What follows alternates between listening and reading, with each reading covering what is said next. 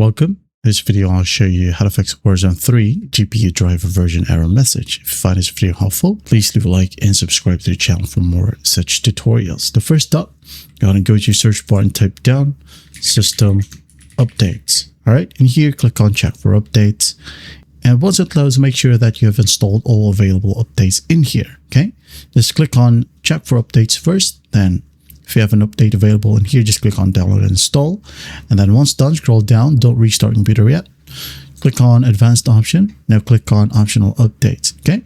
And here install all available updates and just click on download and install.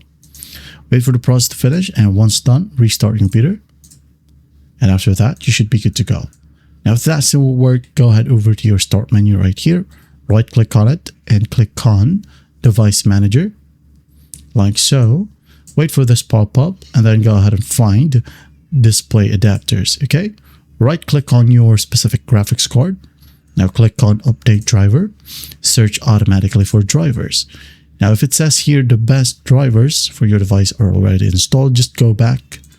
Now click on browse, let me pick, and here go and find your graphics card signature and just click on next.